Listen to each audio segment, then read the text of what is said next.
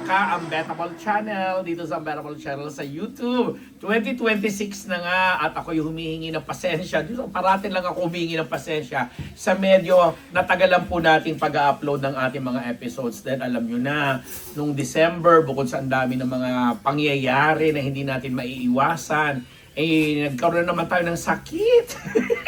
Nagiging masakitin ang inyong lingkod dahil sa sobrang lamig na rin siguro.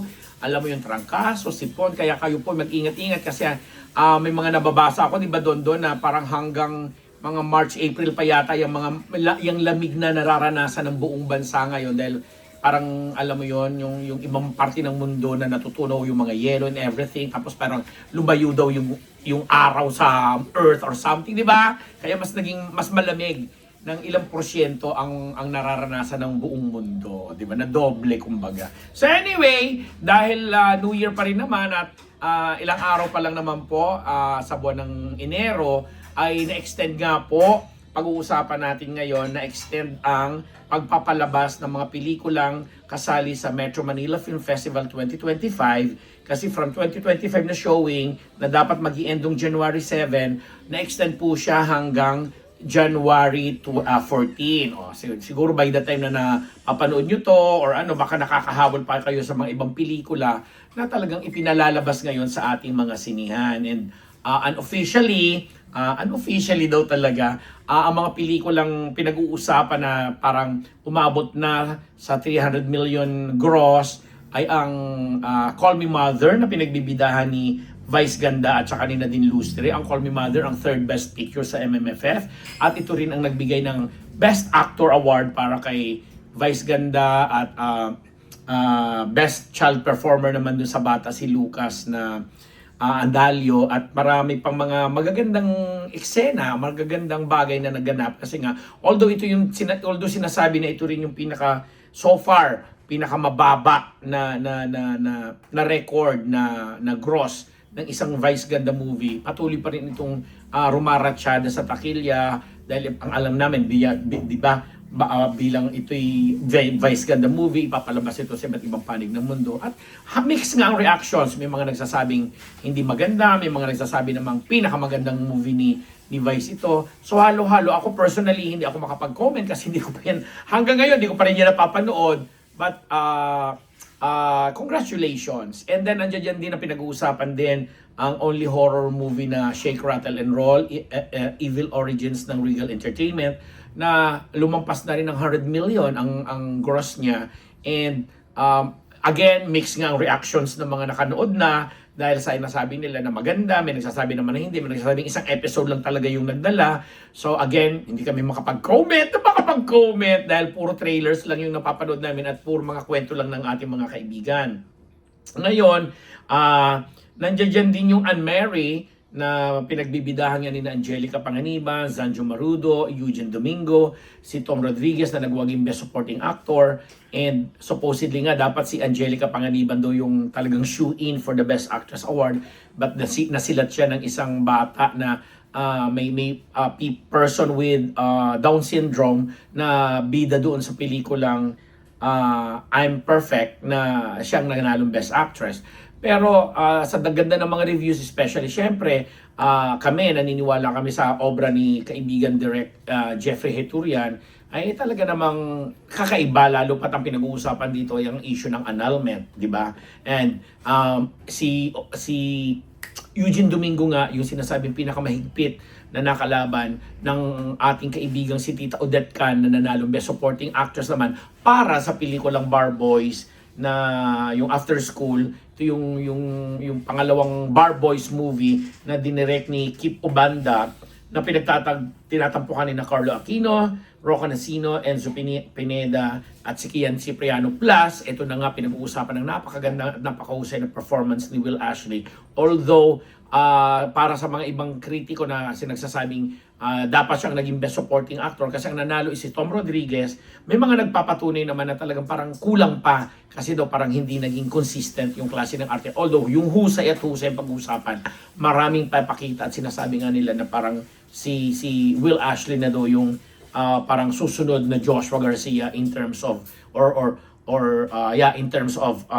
intensity. Kasi di ba sinabi natin before, si Joshua Garcia yung sumunod sa klase ng husay ni John Lloyd Cruz.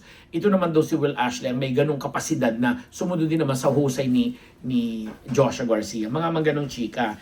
And of course, nandiyan dyan ang Love You So Bad, na again, pinagbibidahan din ni Will Ashley, ni Bianca De Vera at saka ni Dustin Yu. Triangle ito. Alam naman natin lahat na parang namuhunan ang Regal dito at ang Star Cinema, ang GMA Pictures para, alam mo yon, magkapital sila doon sa naging popularidad ng tatlo sa mga lumabas sa bahay ni Kuya sa PBB nung collab ng time ni na Will Ashley nga. At maganda rin naman ang resulta, although sinasabi nila na hindi ito parang wala pa siya doon sa vicinity ng 100 million na kinikita. But overall, kahit hindi man daw malampasan, sabi nga ni MMDA head chair na si si Attorney Dan Artes, na ang maganda daw dito sa film festival na to, sa 51st edition ng MMFF, ay lahat ng 8 entries ay kumita. Unlike before, na talaga may napag-iiwanan in terms of gross sa box office. Kasi nga, umabot nga ng billion yung kinikita in the previous MMFF editions. Pero, may mga pelikula naman na parang hindi man lang daw nag-break even doon sa mga puhunan nila. Unlike this year's edition, sa 51st edition ng MMFF, talagang lahat ng pelikula, lahat ng 8 production ay hindi magsasabing hindi nila na break even yung naging puhunan nila sa paggawa nila ng movie. Kaya nga siguro ganun, parang na-distribute doon ng maayos yung mga pelikula from 300 million or in counting itong kay Meme Vice hanggang dito sa mga iba pa na umaabot na rin ng 100 million or lumampas na nga. O diba? Pero parang aabot na rin niya kasi na-extend hanggang January 14. Kumbaga, as we vlog this, meron pang one week to go. 1 week to go pa ba? So sana sa mga may hilig niya sa mga local movies at sa mga kaibigan natin na nasa abroad, sana pag dumating na yung maipalabas sa ibang platform, masubaybayan pa rin at mapanood nyo pa rin at ma-enjoy itong mga klase ng ganitong pelikula. But then again, kinocongratulate natin ang mga nagwagi dyan, yung mga naparangalan, mga mula sa mga acting awards, hanggang sa mga best director na yan, at mga best movie. So, anong tawag dito? I-enjoy lang natin yan kasi mas marami pang mga magaganap at sana nga bumalik yung sigla ng pagpanonood. Although every year na lang na pinag-uusapan na isa talaga sa mga reasons kung bakit hindi pumapatok or hindi tinatangkalik ng gaano ng mga local moviegoers natin ang ating MMFF or ang mga pelikula dahil sa sobrang mahal ng mga presyo ng ticket. Tapos ilang beses na rin nating nakapanayam yung mga theater owners, yung mga bookers, plus ibang producers. Hindi talaga sila nagkakaroon ng hindi sila nagko-conform. Kumbaga wala silang napag-aagrihan na presyo talaga para naman, alam mo yon. Kaya tama yung sinasabi ng mga ibang nanonood or manonood na sana iniisip na lang nila pag festival, total special lang naman yon. From December 25 hanggang January something, walang foreign film na pinalalabas, kung binababaan nila yung presyo, mas marami sanang nakakanood kasi it's more of the pagpaunti-unti, kaya na mababa man yan, mababawi pa rin naman nila yung punan. At mas malaki talaga ang chances na maraming makakanood. Kasi kami, ganun din namin tinitingnan yung sobrang taas ng presyo ng mga ticket sa sinihan, yun talagang ang pangunahing dahilan ko bakit hindi kagaya dati na talagang makikita mo parang ahas sa pila yung mga tao na manunood.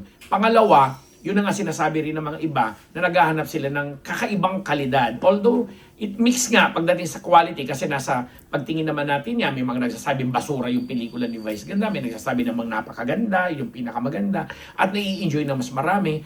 At the end of the day, yung mga tao pa rin talaga ang magsasabi. But, kung siguro mas mababa nga ang presyo ng mga ticket sa sinihan, doon siguro magsisimula na masabi talaga ng mga tao na kaya hindi na namin inulit panoorin niya kasi hindi maganda or kaya hindi namin papanoorin niya kasi hindi maganda. Mga ganong usapan. Diba? So yun lang mga katimang Bata Ball.